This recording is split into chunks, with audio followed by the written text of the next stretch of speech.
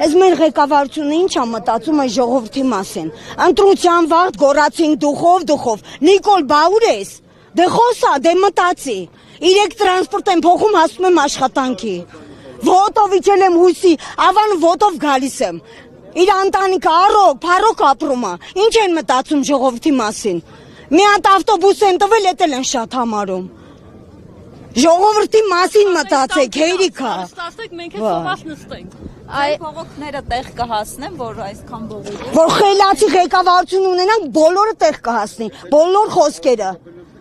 Իսկ ձեր նման աշխատողները վերջին պետքա տանջվեն սենց։ Իսկ եթե չարձագանքեն։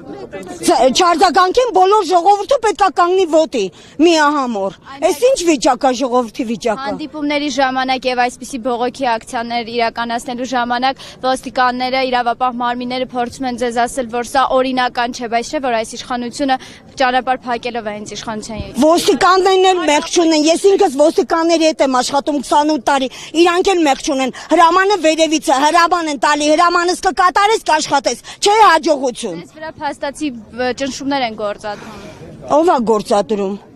Հիմա ոչ մեկ չի գործադրել։ Հələ ոչ մեկ ճնշում չեն գործադրել, որ խոսում եմ։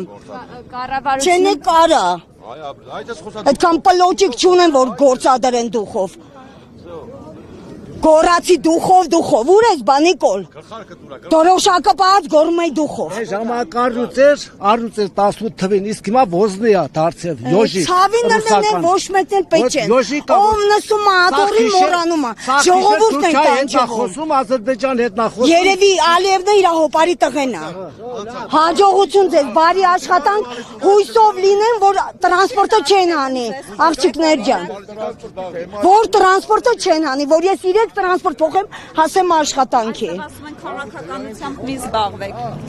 Ինչով զբաղվենք։ Քաղաքականությունն է սենց անում ժողովրդին։ Ինչով զբաղվենք։ Մենք մեր գործով ենք զբաղվում։ Գործ չունենք ձեր յակերների հետ։ Հաջողություն ձեզ։